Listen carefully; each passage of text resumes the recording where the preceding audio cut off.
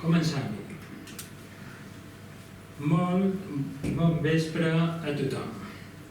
Moltes gràcies per venir, fer un lloc a les seves agendes en un dia en què hi ha molts esdeveniments a Palma i a més de turisme, i moltes gràcies per acompanyar-nos avui vespre en aquest acte del Cercle d'Economia, organitzat per la Comissió de Turisme Responsable.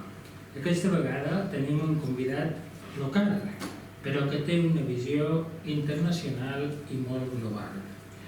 Un solleric d'arrel, amb qui comparteixo moltes de coses, que viu en el cor de tramuntana entre tarongers centenaris i oliveres mil·lenàries.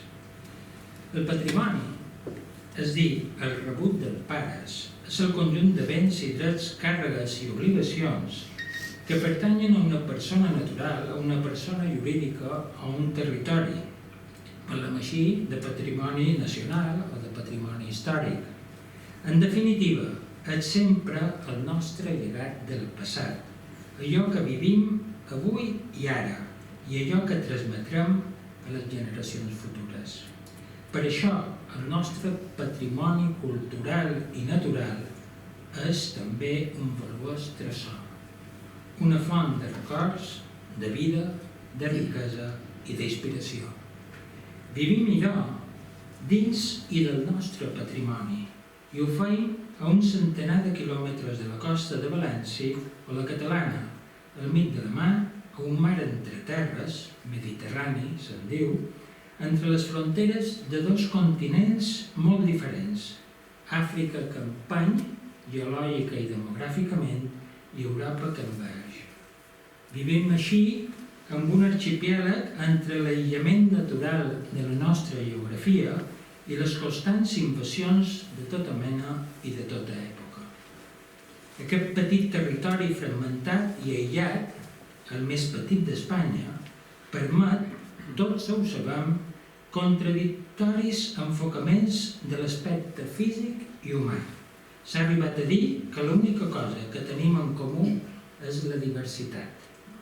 Tot així, totes les illes tenim en comú una mar que ens dona el nom i un paisatge, un patrimoni espectacular, i en aquest escenari privilegiat l'home insular ha tingut i ha de continuar lluitant per adaptar-se des de sempre amb poc de recursos i amb molta creativitat i per adaptar-se a la força de la natura i els seus innombrables visitants. Han anat apareixent així marges, camins empedrats, torres de defensa, ponts romans, cases de possessió, porxos, cases de roter, ermites, espais de cult, fonts, sistemes de regadiu islàmic, cultius d'oliveres en llocs inaccessibles, un arbre que dona pau i oli a la vegada i vinyes d'origen cristià. I d'aquesta manera, com les estalagmites i estalactites, segle a segle, hem anat creant un entorn atractiu, viu i maco, un paisatge cultural únic, que potenciant l'atractiu del paisatge natural, és a dir, la interacció de l'home amb la natura, constitueix la fórmula màgica que atrau a turistes, artistes, pintors, filòsofs, ermitanys o escriptors. Però com les parets de pedra seca dels marges sense argamassa, és una estructura fràgil, que hem de cuidar sense descans. Precisament aquell paisatge cultural, no dic natural, secular, atractiu i atraient, és el que permet que les illes, Mallorca, Menorca i Eivissa, s'hagin unit a la nòmina, hagin escrit el seu nom al costat d'Altamira, l'Alhambra, el Generalife, l'Obra de Guaidí o la Muralla de Xina.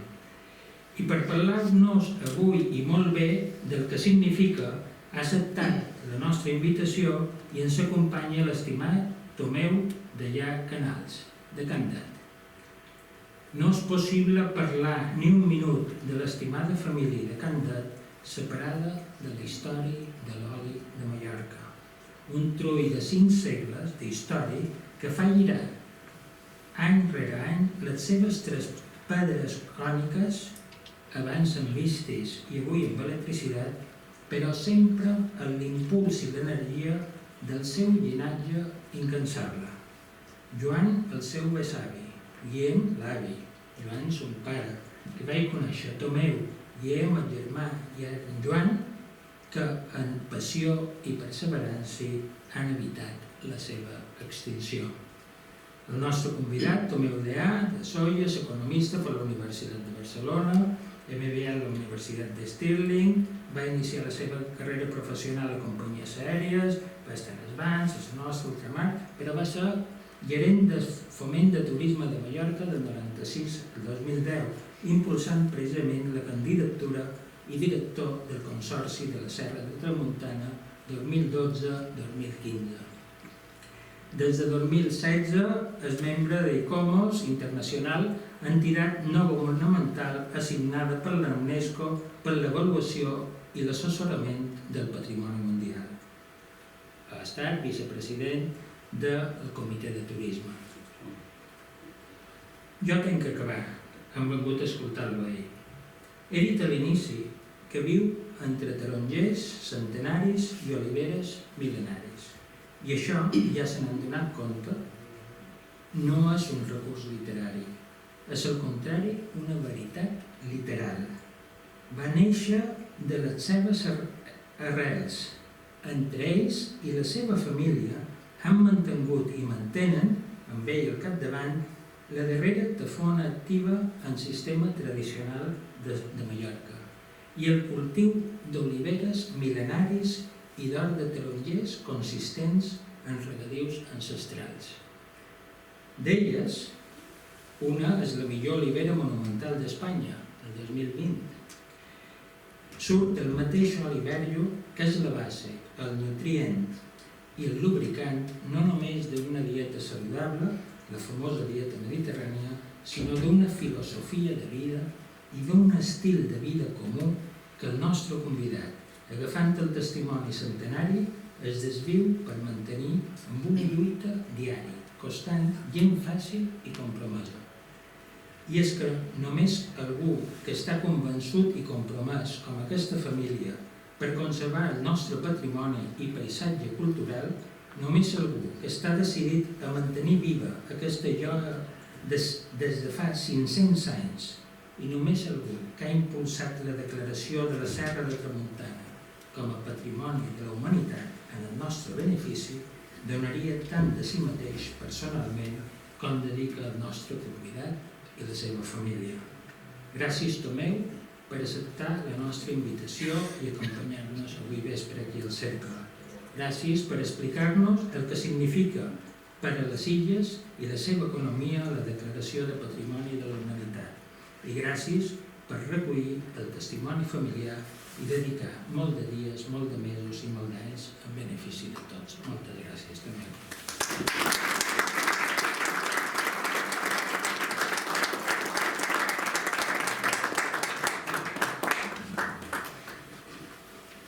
Moltes gràcies, president. Estic molt impactat per aquesta preparació tan completa de la introducció. Per tant, no tinc més que paraules d'agraïment. Vos he dit primer de tot que he preparat la conferència en castellà perquè pensava que havia de tenir unes persones, algunes persones de molt defecte que tenen més dificultat, per tant, si vol que té cap pregunta després a mi aquí no hi ha cap problema. Antes que nada, quiero ver unas palabras para no dejarme nada y después empezaré con la exposición. Es todo un honor haber sido invitado por una institución tan prestigiosa como es el Cercle de Economía y además haber sido admitido como miembro hace ya unos 2 años. Sin duda, vuestro nivel me obliga a dar el máximo de sí para no defraudar vuestras expectativas ante un tema que quizá no es tan codificado como los de la mayoría de ponentes del Cercle, pero sí que es relevante en un sitio como Mallorca y espero que resulte entretenido y en cierta medida útil. Muchos de los conceptos que voy a exponer son posiblemente conocidos por vosotros, pero por experiencia y metodología he llegado a la conclusión de que nunca hay que dar nada por supuesto y además la contextualización de lo que se explica es siempre relevante. En mi caso, he podido experimentar tanto el turismo como lo relacionado con patrimonio mundial desde dentro y desde fuera, o como se dice ser y haber sido varios stakeholders al mismo tiempo. Por ello, intento afrontar los problemas desde diferentes puntos de vista para proponer soluciones. Bueno, el presidente ya ha insinuado que actualmente soy miembro de ICOMOS. ICOMOS es una organización no gubernamental, evidentemente sin ánimo de lucro, fundada en 1965, y aquí podemos ver que tiene unos 10.000 miembros en todo el mundo, 20 comités científicos y va a ser en París. Está compuesto básicamente historiadores, arqueólogos, ingenieros, pero básicamente muchísimos arquitectos. Unos urbanistas y otros que se llaman en inglés antes que de arquitectos, se dirían arquitectos de paisaje, que es una figura que creo que en España no está tan instaurada, pero en el mundo anglosajón está muy instaurada. En mi caso, economistas somos una minoría, pero al final del día somos necesarios porque los números son dinero y el patrimonio sin dinero no tiene necesita, o sea, por tanto estamos al pie del cañón continuamente. En mi caso, de los 20 comités científicos son muy diversos. Yo tengo el honor de ser uno de los vicepresidentes de un comité que se llama de Turismo Cultural. Seguimos siendo una minoría dentro del grupo. Os podéis imaginar el motivo, o sea, la gente de patrimonio no siempre entiende o incluso aprecia o valora el tema turístico. Pero también me daré la razón de que al final del día muchos temas de patrimonio tienen una relación muy directa con el turismo. Entonces, desde nuestro punto de vista, nuestra misión es impulsar, incluso yo diría exigir, que haya una estrategia turística en la gestión del patrimonio mundial, porque a veces por no tratarla incluso se ignora, y esto es un problema. Y sobre todo, convencer interna y externamente de la importancia del turismo. O sea, la primera lucha que tenemos es interna.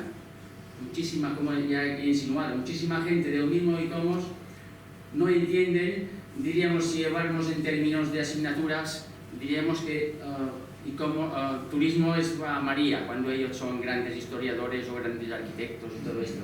Pero, insisto, al final del día, donde hay que poner más énfasis en resolver muchos problemas es en el tema turístico. Las misiones, lo que hacen muchos miembros de ICOMOS es evaluación de las candidaturas o asesoramiento de los sitios que ya lo son. Y en nuestro caso, cuando hacemos este trabajo, es básicamente para exigir o controlar que haya una estrategia turística en la gestión del patrimonio. El principal instrumento que utilizamos se llama la Carta de Turismo Cultural, en inglés Charter, que sería como si fuera un reglamento. Aquí hay un ejemplo. Quiero empezar diciendo que muchos de los temas que voy a sacar a partir de ahora, de por sí darían para una conferencia.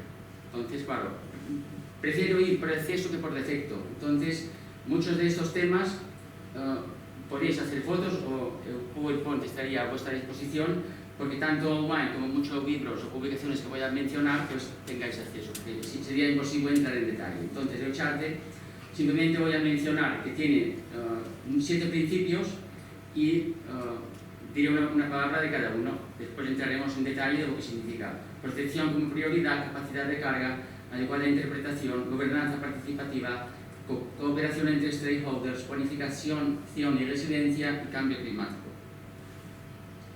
Un ejemplo de nuestra actividad fue, precisamente nos pilló el 2020, firmamos un convenio con la Organización de Ciudades Patrimonio Mundial, que engloba unas 300 ciudades, para asesorarles en la implementación de nuestro charter y otros temas. Entonces, también está online por si alguien tiene interés en ver los detalles de este trabajo.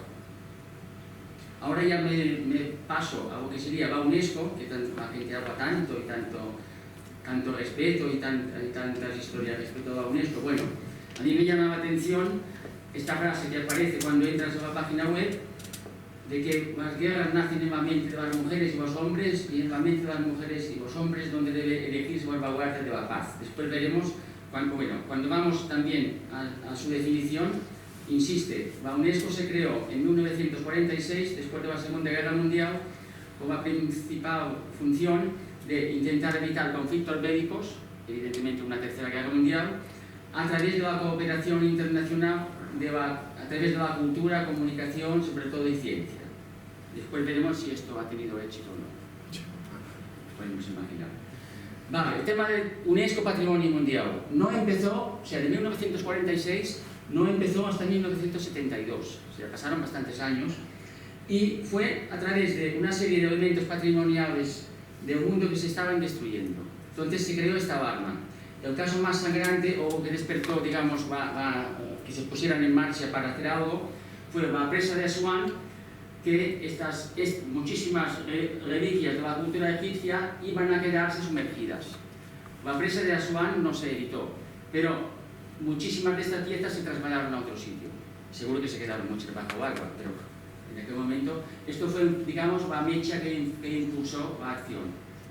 Y fue entonces, a partir de este año, cuando se creó la Convención y el Centro de Patrimonio Mundial, y en 1972. Y fue a partir de aquí, para implementar esto, unos reglamentos, una normativa muy estricta, se crearon lo que se llama directrices operativas del patrimonio mundial, que sería, digamos, un montón de pasos a seguir. ¿Cómo se limita, cómo se resume esto? 3 palabras que llamamos el BUE, valor universal excepcional. O sea, para ser patrimonio mundial, para ser un bien declarado, debe cumplir estas 3 palabras. Estos son meses, por no decir años, de trabajo, un montón de documentación, para demostrar una serie, dos puntos que vienen después. Para tener el valor tienes que demostrar integridad y autenticidad.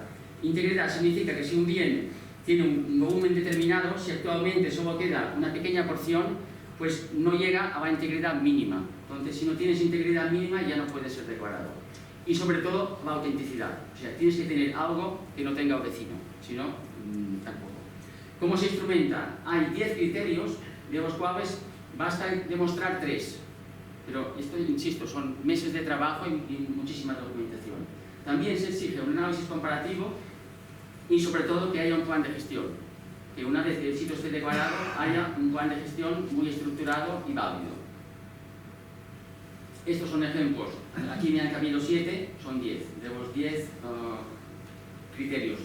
La web de la UNESCO, como digo, para que quede claro, solo está en inglés y francés. Lo digo porque si no, lo hubiera puesto. Además, hay que cumplir las 5 Cs: credibilidad, conservación, capacidad, comunicación y comunidades. Sobre todo tener comunidades, insisto en lo último, que es tener en cuenta la comunidad de la gente que está en el sitio. Bueno, actualmente, esto es fresco, hay 1199, prácticamente 1200. Hace más o menos un mes entraron ni más ni menos que 20 sitios nuevos más o menos, uno de ellos menor que Baleárico, para que veáis que ahora las 3 Baleares cada uno tiene su juguete. Vale, después hablaremos de esto, pero supongo que os llama la atención, la inmensa mayoría están en Europa. Esto tiene, bueno, después diré por qué, pero vamos, aquí podéis ver el mapa cómo está estructurado. Hay 3 tipos de categorías, básicamente. El patrimonio histórico creado por el hombre. Yo pongo muchas veces ejemplos de catedrales, esta vez he puesto la catedral de Burgos, no sé si baixar un poc és llum. No, si titula se guarda millor. No se siente, vale. El patrimonio histórico creado por el hombre, entonces aquí lo que se trata es que la finalidad es mantenerlo en el mejor estado posible y tener en cuenta que el contacto humano, pues cuanto más limitado mejor para su conservación. El caso opuesto sería el patrimonio natural. Yo siempre también pongo el Parque de Doñana. Entonces aquí lo que prevalece es la flora y la fauna. El hombre cuanto más lejos mejor, según esta teoría. Entonces aquí son los temas de los espacios naturales. Y la tercera categoría que no se estableció hasta 1994, o sea, pasaron bastantes años, desde el 72 al 94, el paisaje cultural. Y también me alegra que el presidente estuviera enterado y también haya explicado el concepto, que esto no es habitual. Porque el paisaje cultural es algo que la gente, si no lo explicas, aunque sea súper sencillo el concepto, uno no cae a veces. Entonces, la Serra entró en la categoría de paisaje cultural. Aquí veis a la derecha los criterios. Bueno, aquí vamos a ver. Antes vamos a explicar el concepto de paisaje cultural. Al contrario de otro de la catedral o de Doñana, aquí lo que se valora es la interacción entre hombre y territorio o medio natural, como dicen legislativa de definición. Aquí se ve todavía más claro. Esto está basado en el documento 26 de la UNESCO, en su definición, por si a alguien le interesa. ¿Qué pasa? Es un proceso, no es estático. La catedral es estática. El paisaje cultural es dinámico. Y sobre todo, esto es lo más importante, es humano, el hombre es el centro. Sin hombre no hay paisaje, no hay, bueno, hombre y mujer, cuidado que...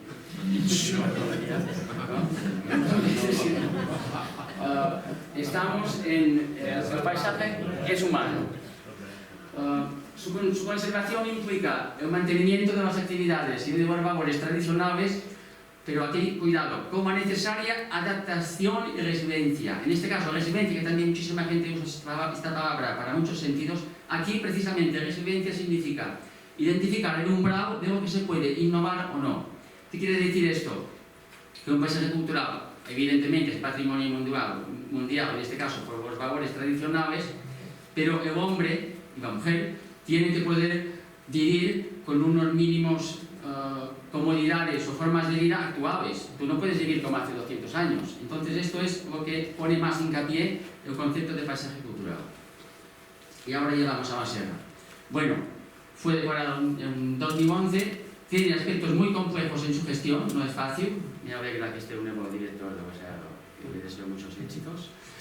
Entonces, bueno, y sobre todo por la dimensión de Mallorca, que tenga casi 100.000 hectáreas y que sea el 22% de un sitio, es muy impactante, y sobre todo siendo una isla de la dimensión de Mallorca. Ahora, en su gestión son 19 municipios. Otro aspecto muy relevante, 95% es propiedad privada y cuidado. A veces hay el famoso estereotipo que los propietarios de la Serra son 4 o 5 terratenientes y punto. No, es exactamente todo lo contrario. La Serra está compuesta por miles de pequeños propietarios y habitantes de los municipios. Entonces, es mucho más complejo de lo que uno se puede creer. La gestión, porque normalmente la gestión va con un ente público, en este caso es un consorcio, pero aquí lo importante es que cuanto más participativa sea, mejor. Y otro elemento es, forma parte del posicionamiento turístico de Mallorca, y yo aquí añado, aunque muchos no lo quieran ver, porque parece que turísticamente la Serra no tiene significado y tiene mucho más de lo que nos imaginamos. También voy a hablar en un momento. Bueno, el famoso valor universal excepcional está basado, también al contrario de lo que muchos se piensan, en 2 o 3 elementos. Los básicos son piedra y agua. Esto es, en valor patrimonial, es increíble. O sea, que haya tantos miles de metros cuadrados de marcha. Yo cuando voy a según qué sitios y enseño esto, les digo, el problema es que no lo valoramos porque hay demasiados miles de metros cuadrados. Si fueran unos pocos, esto estaría vallado y sería un monumento nacional. Pero claro, tenemos tantos y así estamos.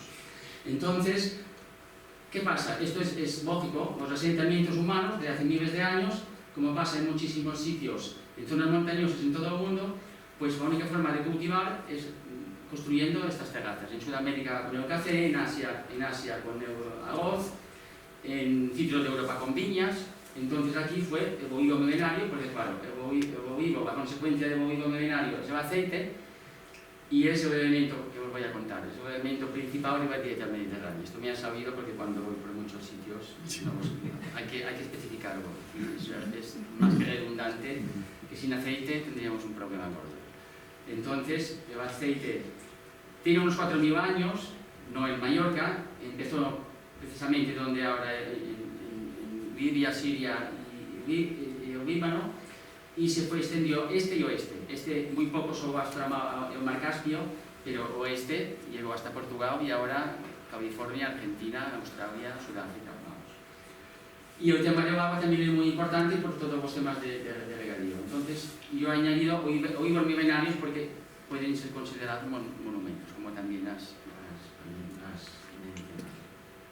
¿Qué pasa? Que esto es muy bonito, va por Iguá suena muy bien, pero cuando vas aquí ya no suena tan bien. Claro, es un sitio inmenso, ha habido la evolución económica de Mallorca, afortunadamente, y os dejo claro, con el turismo, pero claro, ha tenido consecuencias. En la Serra fue mucho más sangrante, porque la rentabilidad agraria fue bajando, pero aquí fue mucho más acusada que en el Escuadra de Mallorca, Primero, porque muchísimos de estos hogares no tienen acceso en vehículo, diría en coche, porque ir con un camión en poquísimos sitios es una odisea. Y el otro aspecto muy sangrante es el tema del los marges, que claro, esto hace que haya problemas. Si uno quiere, bueno, hay que reconocer, es imposible recuperar todo lo abandonado. ¿Qué pasa? Que en términos patrimoniales, si hay que ser estricto, cuando por ejemplo en la iglesia de Burgos, si hay una tormenta o se agrieta una pared o caen 20 tejas, enseguida hay una alarma social de que esto no puede ser, hay que arreglarlo porque es patrimonio mundial. Pues la misma proporción pasa con este pueblo. Hay que ser realistas. ¿Qué pasa? Que afortunadamente cuando se creó la declaración no se entró en este detalle, porque podrían haber dicho, señores, esto está demasiado destruido. No fue por ignorancia, o sea, los colegas de ICOMOS no es que fueran por ignorancia, porque la declaración pone muy claro que esto se concedió, entre comillas, supervisando, dejando claro que esto tenía que afrontarse. Se ha ido afrontando paulatinamente los 13 años, pero todavía queda mucho por hacer. Entonces, no hay que dejarlo nunca la batalla por perdida, porque claro, el caso es el abandono, los pinos, esto también, claro, estos pinos, aparte de que debajo de ellos hay olivos que no, por suerte no fallecen porque son súper resistentes, pero también sabéis perfectamente que los incendios no vienen por el olivo, vienen por el pino. Vale.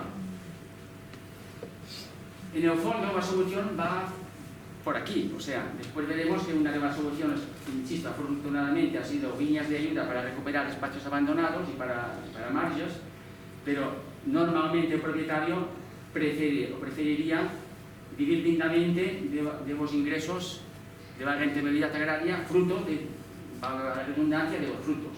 Entonces, en este caso, creo que nadie discute la calidad, no solo por ese kilómetro cero, sino por la calidad intrínseca que tiene, que puede contar de las naranjas o incluso el vino, también además. Aquí ya entramos un poco más en detalle, aunque la finalidad de hoy no es hacer un análisis de la serra, yo hablaré de muchas más cosas, pero no lo podía evitar, simplemente porque esto daría para no una conferencia, dos. Entonces, bueno, en el momento que estamos ahora, prioridades, mantener la viña, como he dicho, ojalá no hiciera falta, pero hace falta. Mantener la viña de recuperación de espacios agrícolas abandonados, mal cuidados, coordinación institucional, pongo paga competencial, pongo más simplificar burocracia. Yo que lo he vivido de dentro y de fuera, la administración tiene que ponerse las pilas de una vez por todas o adoptar tecnología, no sé, tampoco soy tan sabio para dar la solución. Ahora, mencionar el problema sí. El problema es que los procesos son lentísimos, en muchos casos no se puede gastar el dinero porque los procesos lo evitan.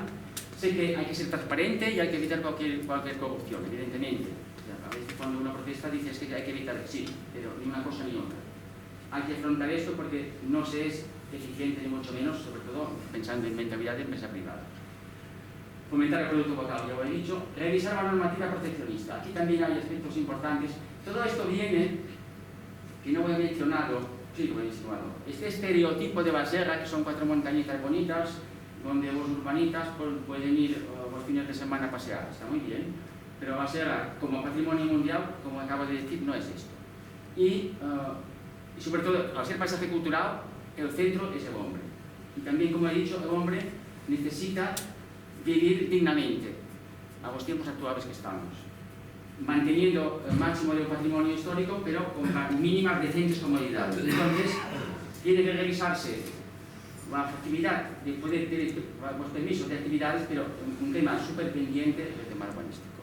Entonces, no es justo que a veces paguen los justos por pecadores y que la gente, quiero ir al extremo, o sea, la gente que tiene una edificación, no sé si puede llamarse casa o no, no puede tener un cuarto de baño, hay que evacuarlo. O sea, la normativa no permite esto, y muchas catalogaciones y historias y tal, pero al final la gente no puede vivir dignamente. Y también hay casos muy sangrantes de que según qué temas urbanos de la serra no prescriben. No prescriben, cuando incluso el asesinato, por no decir la corrupción, prescribe. Entonces, que tú tengas una edificación o una casa, no ya, a esta altura ya no es de tu padre, incluso es de tu abuelo, en cualquier momento te va a poder tumbar, y encima presumiendo. Pues no, hay casos que sí, si hay especulación o si hay desastres urbanísticos, evidentemente que sí, pero hay muchísimos casos totalmente injustos, y esto hay que afrontarlo, porque si no, Basiega no puede vivir. Entonces, lo quiero dejar. Dar a conocer los valores de la creación, ya lo he dicho, actualizar el plan de gestión, porque el plan de gestión de 2009 no se ha actualizado, y además el turismo prácticamente se ignoraba. Entonces, en un sitio como Mallorca, súper chocante. Entonces, es una asignatura pendiente introducir la estrategia turística en el plan de gestión. Y he puesto entre signos de pregunta, la ley de Basiega, porque esta ley se quedó, creo que afortunadamente, sin aprobar. Esto no significa que hay gente en pro y hay gente que prefiere que ni siquiera se tramite. Yo de por sí no estaría en contra de que haya una ley para regular y coordinar Basiega de la Tramuntana como patrimonio mundial, pero quitando los efectos que pueda tener y incluyendo cosas que no incluyen. Insisto, ahora no es el momento porque sería demasiado bajo el camino. Como he dicho, la promoción turística de Basiega ha sido, bueno, sobre todo en los últimos periodos, fue prácticamente ignorada. La justificación fue que para evitar más masificaciones, mejor no hacer promoción, pero aquí hay un defecto importante. Lo que se trata no es promoción de por sí, es promoción informativa. En este caso, si el visitante o el turista tiene información de que el sitio que está visitando es patrimonio mundial, no en todos, porque hay gente de todo tipo, pero en muchos casos crearía una sensibilización que si no lo dices, no se entera. Entonces, además, la UNESCO de por sí exige que se haga propaganda de su escudo. Es así de simple, o sea, quieren que se sepa que un sitio es patrimonio mundial. Entonces, es un ejemplo de las pocas cosas turísticas que se dicen. Bueno, ahora ya entramos un poco más en general. En el tema turístico, todos sabemos que en Mallorca fuimos pioneros y líderes, creo que puedo afirmar que seguimos siendo en cierta medida líderes en turismo. Todo viene se empezó conmemorando el verano de 1903, o sea, 2003. Yo tuve el honor de vivir en el Fomento el 2005, el centenario, pero hay que tener una cosa clara. Aunque ahora parezca que en términos turísticos Basiega no pinta nada, pues la historia del turismo de Mallorca Basiega tiene un rol importantísimo, empezando por los ilustres personajes que pusieron a Mallorca en el mundo, en el mapa. Están aquí escritos: Archiduc, Chopin, Robert Graves, etc. Y los primeros hoteles, aparte del Hotel de Palma, esto nadie lo discute, pero Formentor, Evillidó, incluso zonas turísticas, Port de Solla, empezó mucho antes que zonas punteras ahora, como, no sé, Calamillo, o incluso Alcudia y todo esto. Entonces, Basiega tiene un rol importante en el turismo. Aquí creo que vale la pena poner esta anécdota, sobre todo por la importancia de Robert Graves, lo que supuso. Bueno, yo había oído esta cita: es un paraíso insoportable. Yo entendí que, claro, que buen mallorquines lo trataban mal. Qué raro. Entonces, cuando un día Williams o Guillermo, su hijo, me lo explicó, no solo me lo explicó, sino que me pasó esta cita de un libro. Claro, resulta que la amiga, cuando él vino aquí, a través de una amiga que fueron a visitar, que les dijo esto, pero el poder soportar se refería a que estos primeros visitantes se disfrutaban tanto de pasarse el día en los cafés y al mirar la isla, que al final si tenían que hacer algún trabajo para ganar algún dinero, no lo hacían. Entonces tenían problemas de que se arruinaban. Esto era que no lo podían soportar. Otro aspecto, bueno, o sea, quiero dejar clara la importancia de lo que supuso Robert Graves para poner no solo de ella, sino de paso toda la imagen de Mallorca.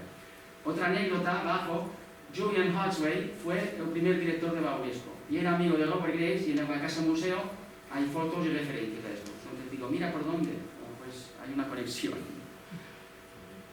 Vale, ya hablando un poco más de turismo en general, hay muchísimas definiciones. Yo cojo esta de la Organización Mundial de Turismo, que tiene sus respetos, pero también esta organización tiene sus luces y sus sombras, pero vamos.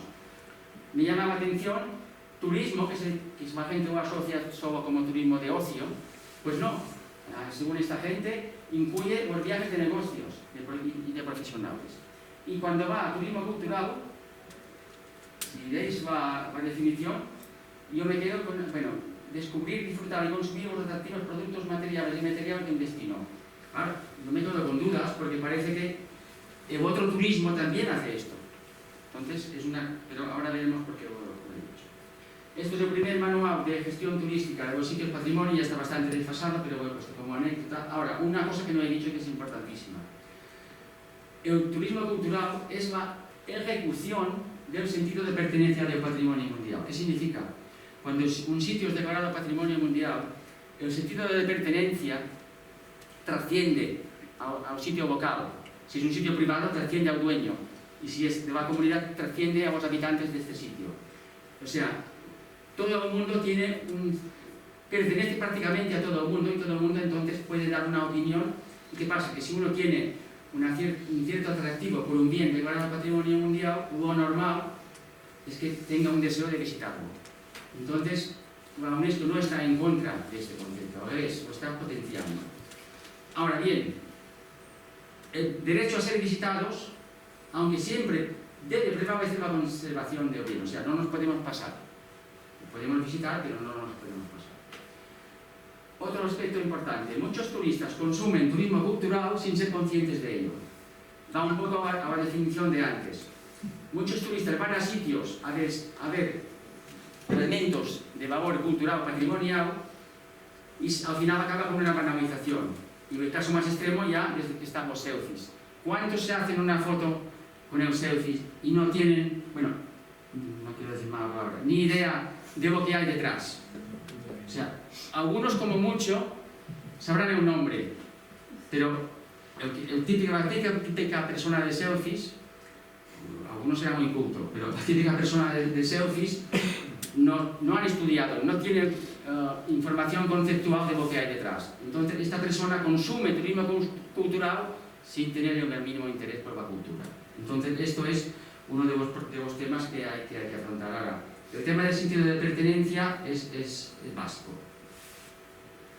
Además, esto está sacado de la UNESCO, pone pros y contras del turismo en los sitios declarados patrimonio o no. Según ellos, y además si uno lo piensa es cierto, el turismo contribuye a la conservación del bien. Recordad la foto de los 1.200 sitios. ¿Qué pasa? Muchos de estos sitios, sobre todo yendo hacia el sur, empiezan el turismo, o sea, se les declara un bien y no tienen turismo. Entonces, inician su actividad turística gracias a este bien. Y esto hace que el dinero generado por el turismo ayude a estos países, entre comillas, relativamente pobres, a que puedan conservar el bien. Porque a veces hay bienes que exigen inversiones millonarias para poder ser conservados. Entonces es un valor positivo del turismo. Además, esto pasa a la comunidad. O sea, si es un sitio, una ciudad relativamente pobre que no tiene turismo, pues la gente con los brazos abiertos, todo lo contrario de la manifestación que hay ahora, están pidiendo encarecidamente que vaya el turismo a la comunidad anfitriona. Y también, como decíamos al principio, la misión de la UNESCO de intercambio cultural, pues se supone que si el turista va a un sitio porque ha sido declarado patrimonio mundial en África o en otro país así lejano, pues tiene ganas de tener un intercambio cultural con la comunidad, cosa que en otros sitios a veces no pasa o es imposible. Puntos negativos. Si nos pasamos, como en todo, hay un deterioro. Entonces hay que buscar siempre el equilibrio. Otro aspecto negativo, fugas de negocio. Lo he puesto así porque es en inglés economic leakage. Esto significa, incluso en Mallorca ha pasado, pero sobre todo en estos países, la inversión turística no la crea la gente local, la crean empresas a veces multinacionales. ¿Qué pasa? El dinero ni siquiera pasa por el país, se queda en el país de origen. Aquí también lo hemos criticado a veces, incluso empresas que compran hasta los hoteles, entonces el dinero ya no llega a Mallorca. Pues aquí pasa, es uno de los defectos que hay, dando simplemente el trabajo de bajo nivel. Y ya, si ya entramos en que la cosa se va de las manos en masificación, pues esto sí que es razonable, incluso ahora lo digo a favor de la manifestación esta que hay hoy, pues a veces tienen puntos que son totalmente a favor. Entonces, si nos pasamos de costes de la vivienda, de contaminación, de atascos, entonces todo lo que provoca la masificación excesiva. Pero vamos, este tema al final de gestión de visitantes, de cómo se hace, hay muchas publicaciones y saco unas cuantas. Esto es previo al COVID, precisamente. Una de la OMT, otra de la prestigiosa consultora McKinsey, pero ambas van en la misma dirección. Más o menos 5 puntos. Repartir visitantes en el tiempo. ¿Cuánto tiempo hace que hablamos de desestacionalización que nadie lo sabe? ¿Cuánto tiempo? Pues 40 años. repartir los visitantes en más espacios. Esto puede sonar bien, pero cuidado, que somos una isla, si nos pasamos, no me digo mal. Entonces hay que ver qué espacios. Ajustar precios. Bueno, turismo de calidad. Sí. Bueno, es en temas culturales sobre todo. ¿Es siempre el rico culto? ¿Es siempre culto el rico? Entonces, cuidado que hay mucha injusticia, gente muy culta.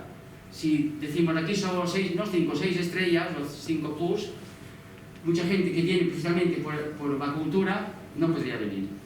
Y mucho rico que le importa un mal mínimo la cultura viene. Entonces, cuidado con ajustar precios y el tema de además, el tema de la calidad, muchos que sois o somos economistas, calidad no es siempre caro, calidad es satisfacción del cliente. Y un cliente por una cosa barata, si está satisfecho, has ofrecido calidad. O sea, cuidado a veces con las palabras. Regulación de la oferta, aquí hay muchísimas leyes de regulación y limitaciones, entonces es una vía. Y ya va extrema, limitar acceso y actividades, barrera, aquí no pasa ni debo. Entonces, esto es un poco cómo se organiza, cómo se recomienda a nivel mundial tratar estos temas. Si queremos ser un poco más técnicos, matemáticos y tal, pues este libro hay incluso fórmulas matemáticas, pero ellos mismos reconocen que la masificación es un tema más de sensibilidad, dicen, de sensibilidad que de datos. No es científico. En un sitio una fórmula puede servir y en el sitio vecino tampoco, ya no sirve. Entonces, no contestan estas preguntas de forma clara. Si alguien más quiere puede contestar, perfecto. Pero, de momento, que nadie diga, bueno, a veces, claro, en sitios hay que decir, hay que cortar y cortar, pero no de una forma científica. Sería más de una forma operativa o por urgencia. Y todo esto nos lleva, que también parece que es nuevo, pero yo no sé cuántos años hace que hable, al final todo termina sostenible. Una palabra que suena muy bien, que muchísima gente la usa y lo siento, pero a veces no sabe ni de qué habla. Pero ya han metido el adjetivo y ya hemos quedado bien.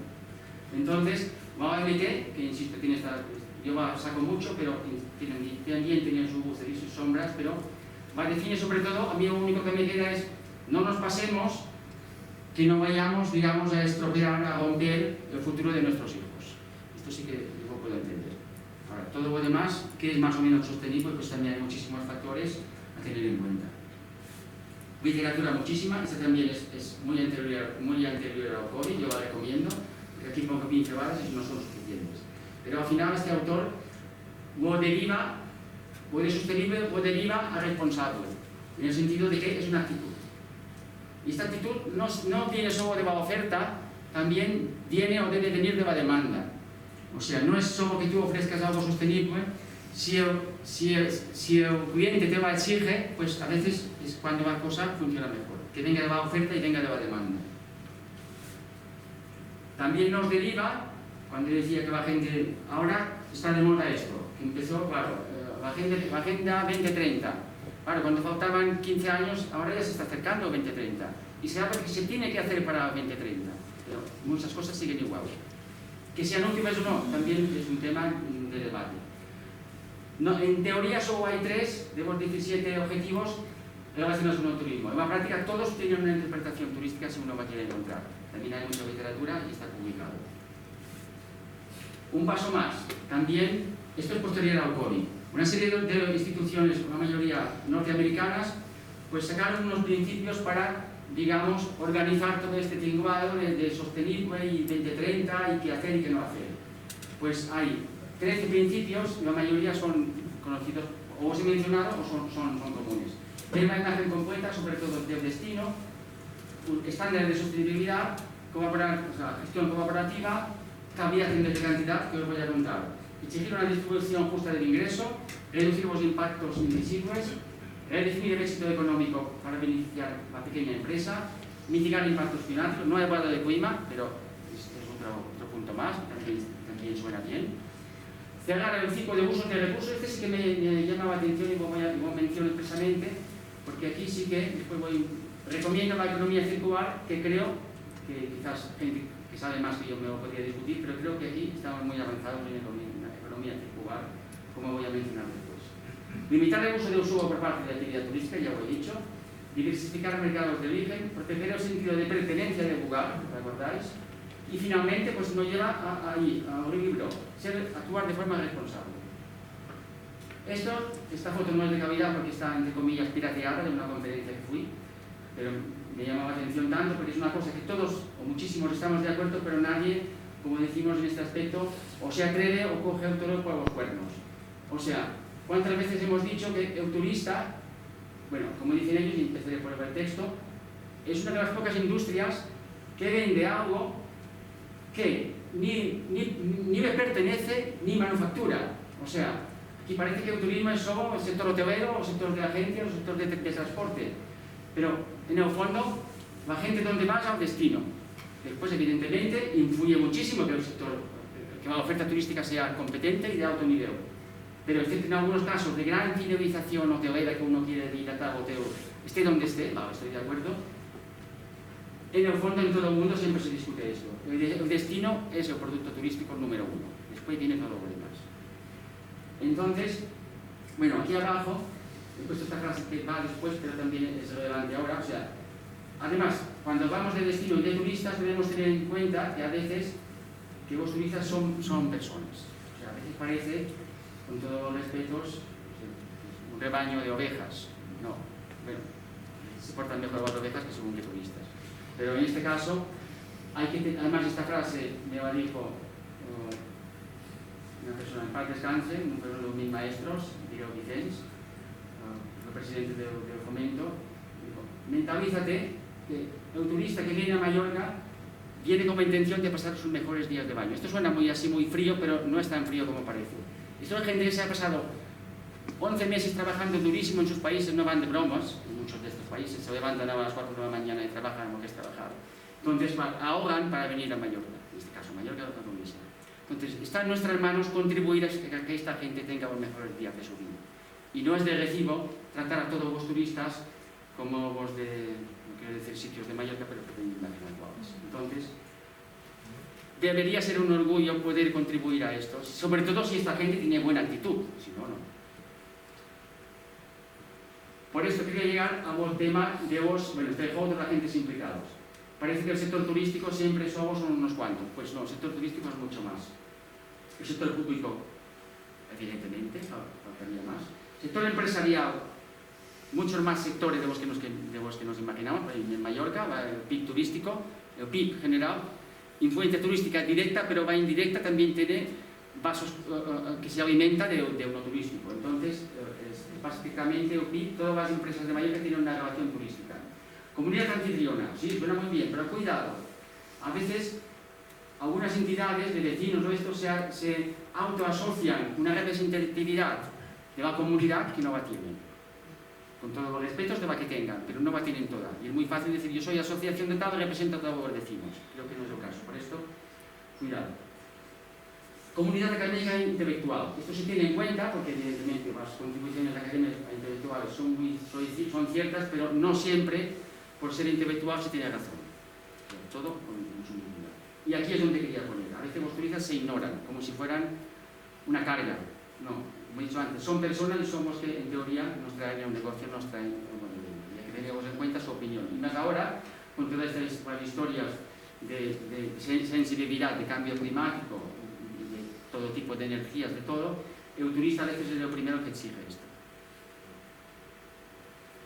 Ya un poco evolucionando, esto está sacado, además por interés, si algo me interesa, pues el turismo cultural y no tan cultural está avanzando mucho, sobre todo por nuevas generaciones, por tecnología y sobre todo en ciudades. El fenómeno que tiene aspectos evidentemente negativos, pero tiene algunos que se puede discutir que sean positivos. O sea, por ejemplo, el fenómeno Airbnb, claro, ¿qué pasa? Que muchísima gente ya no se aloja en el centro, se aloja en barrios de según qué ciudades. Y estos mismos turistas, aunque estén en este tipo de alojamiento o en otros, no quieren ir a los sitios tan masificados de las ciudades.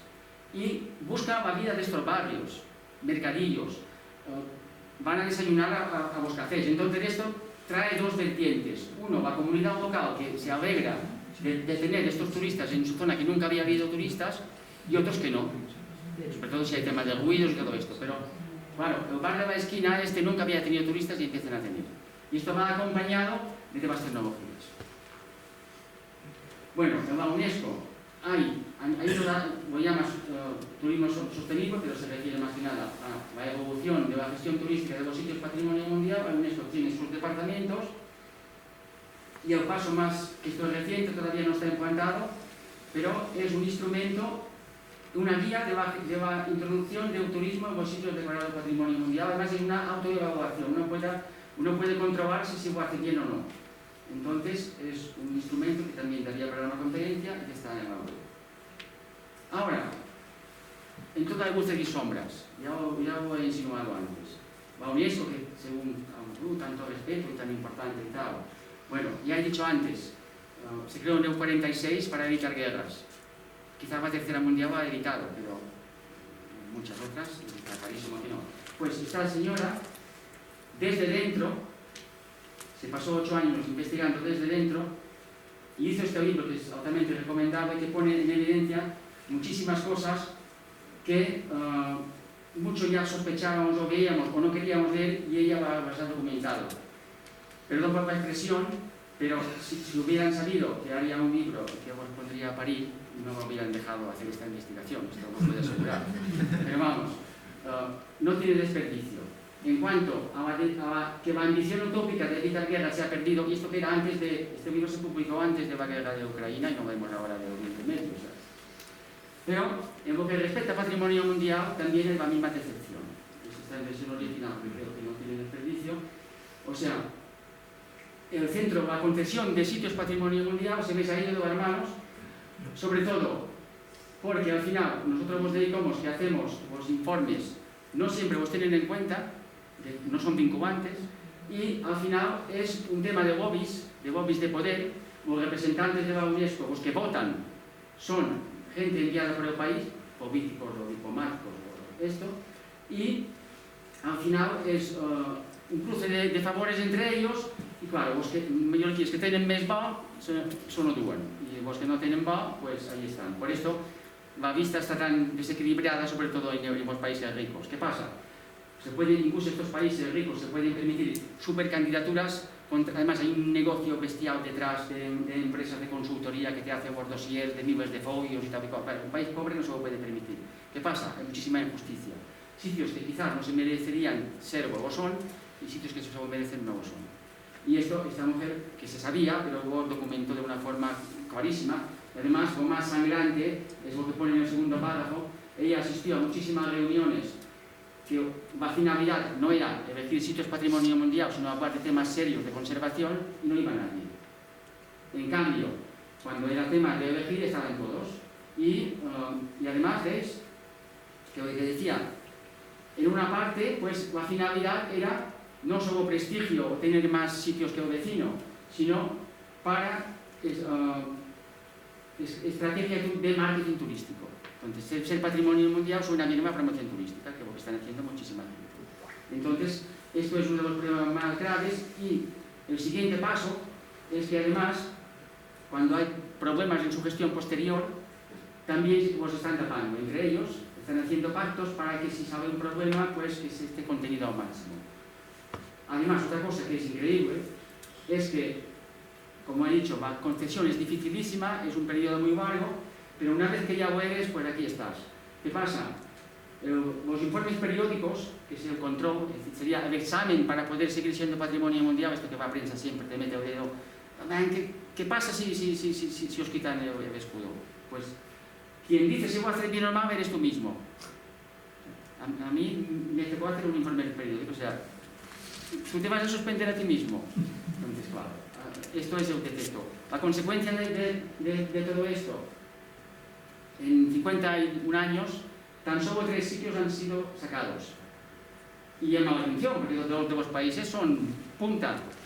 Pero hay que saber la historia de atrás. O sea, en Alemania fue porque había, más afuera de Dresde, creo que es paisaje cultural, un proyecto de una gran autopista, y los alemanes que son tan prácticos, al final se fue a través de esto que se llama tanto ahora, un referéndum. Entonces, se fue a través de un referéndum, la población dijo, no, aquí hay autopista. Entonces, claro, como que habían hecho un pacto que si había autopista no había, lo tuvieron que sacar. Pero son un poco astutos porque no es que te saquen, te tachan. Entonces, siempre cuando entres en la lista de Patrimonio Mundial de la UNESCO, siempre aparecerá que Dresden está tachado. Vale. El de Oman fue por unos desastres que hicieron, y de Liverpool fue por los puertos, que también un desarrollo urbanístico de los puertos, que se os advirtió. Pero esto es una minoría. Hay unos que son lista en peligro. Vale, eso sí que hay más, pero siguen teniendo el escudo.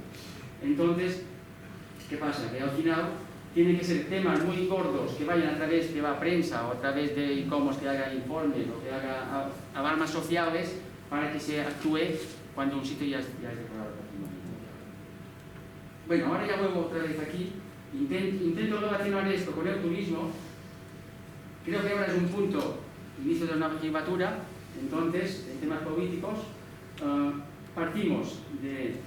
Esto está sacado de un documento del anterior gobierno internacional presumiendo de todas estas leyes creadas en la anterior legislatura o los anteriores.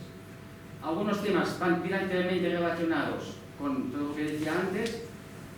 A nivel de texto parece que suena muy bien. Yo no soy experto prácticamente en ninguno de ellos, pero creo que si alguien tiene alguna idea, esto es el punto de partida, es lo que tenemos, los miembros que tenemos ahora para afrontar el futuro en Mallorca en términos turísticos. Si estas leyes se modifican, no se modifican, nuevas o no, y todo esto.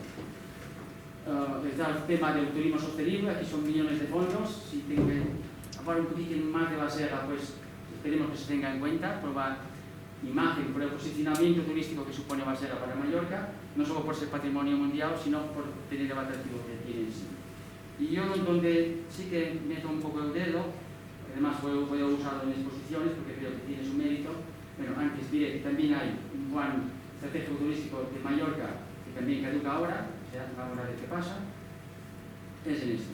Entonces esto sí que la música suena bien, la Fundación Impulsa creo que tiene un reconocido prestigio, se ha asociado para el tema con una organización holandesa también importante y están capitaneando, impulsando, liderando la economía circular en turismo.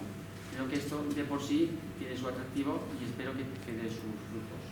Incluso ha dado fruto ya en la realidad, porque a veces todo es teoría en estas fundaciones, que suena muy bien, pero no, aquí son temas reales. Esta empresa relativamente pequeña, pero con mucho mérito, está implantando temas muy avanzados de economía circular y sobre todo está apostando de una forma clara por el sector primario. Esto es una asignatura pendiente que los que somos del sector agrícola siempre lo hemos tenido, lo hemos criticado. Que nosotros poníamos la foto, el destino, y otros se llevaban el fruto. Y ya no hablemos del prestigio de los TAR, que también lo tiene muy claro. Entonces, hemos puesto dos empresas con cierto contraste, pero todas tienen su mérito. Entonces, ya casi terminando, no sé si estas conclusiones son todas las que están o las que son. En fin, creo que he intentado ser lo más transversal posible, porque es un tema transversal, todo está conectado. O sea, el turismo y el patrimonio mundial están intrínsecamente asociados, precisan rigor y base conceptual en su gestión, son transversales en su aplicación, afectan a más sectores y personas de lo que parece, y una vez más, el consenso y la participación son esenciales. Entonces, simplemente termino con un homenaje a Juan Marqués, que veamos cuando decía algo de monumento nacional, si subo a este sería monumento nacional.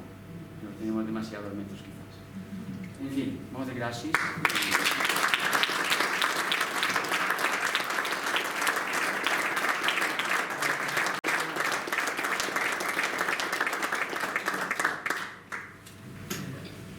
Podem aprofitar i si vols contestar qualque Sí, evidentment, si hi ha qualcú té cap pregunta. O vol fer cap comentari? He vist això, me'n veig com a tranquil. Jo estic bé. Me'n veig poc tranquil perquè una de les frases que se senten més a vegades quan tenim un pot de sensació de massificació, si Iconos mos prendrà el títol de ser tramuntana com a patrimoni de la humanitat. I clar, vist el que has explicat, crec que podem estar tranquils, perquè la feina és fàcil. És així, no hauríem de fer una molt gran, hauríem de fer una autopista d'entrar i 40, no? Tot se han d'anar, diuen, no?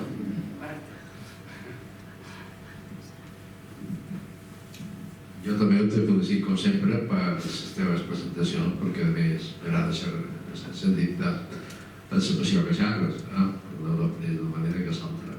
Ara, jo tinc un dubte important, que més que un dubte és quasi un dubte assistencial. Com podem aconseguir que no hi hagi la massificació a la vegada que ajustem els preus? I això és, per jo, és el gordiano que es deia, perquè, claro, si no hi ha massificació hi ha menys gent que pot fer tenir ingressos, però si no pugem els preus, molta de gent no anirà bé. És una reflexió que jo volia encetar la closca, però és un tema per jo que s'ha de debatir. És vera que no tots els rics són cults i no tots els pobres, els que no tenen dobles són incults, però, bueno, algo s'hauria de trobar, una mitjana. Som una illa, els accessos són els que són, se pot limitar l'accés aeri i portuari, se pot limitar l'allotjament, evidentment el tema dels preus no és tan fàcil. Som una economia relativament lliure, crec.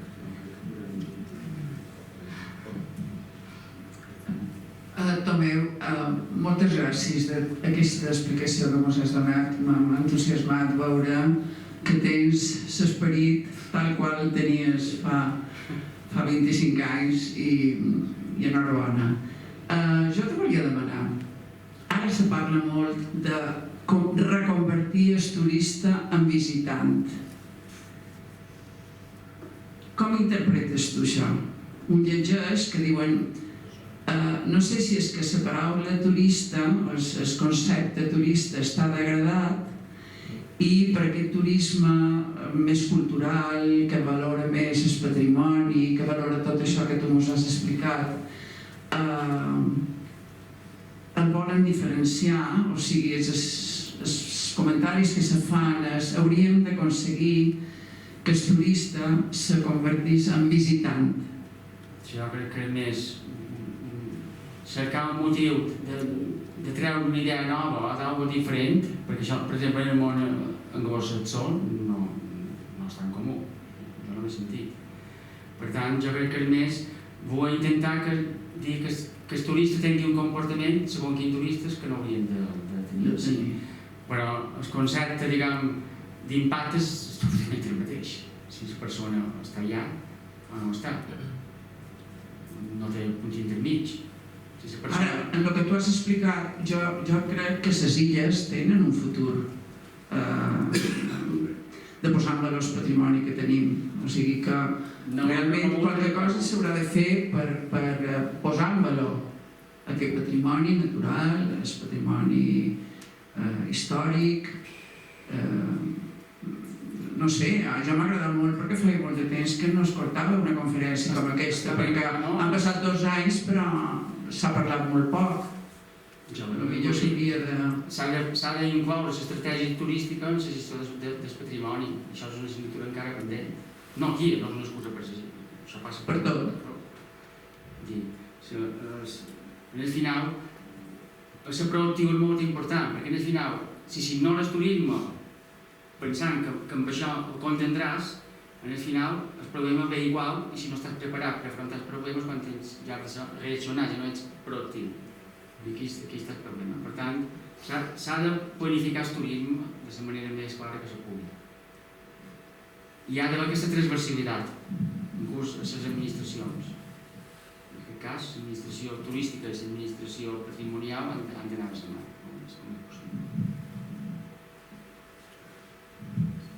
Gràcies per aquesta conferència, molt interessant. Estic una pregunta.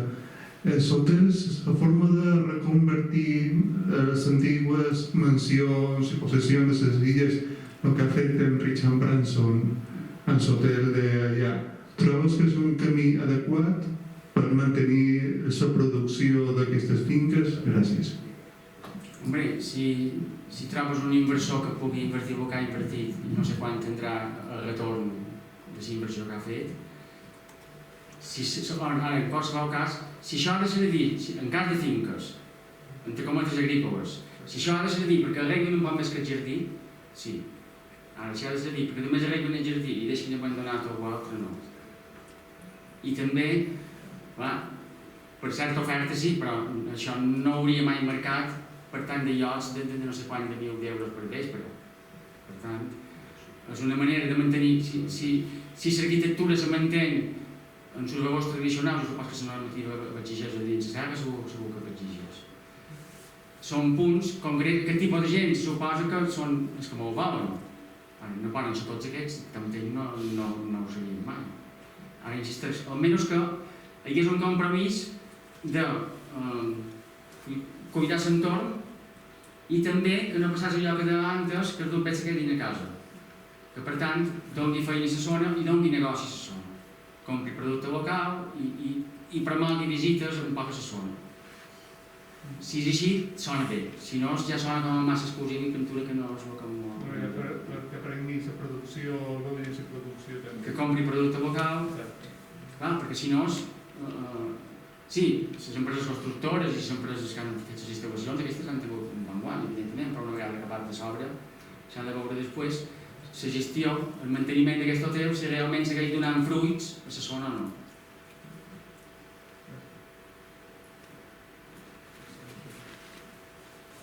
Jo crec que podem... Sobretot, si algú té interès en tota aquesta literatura, crec que ha bastant de feina.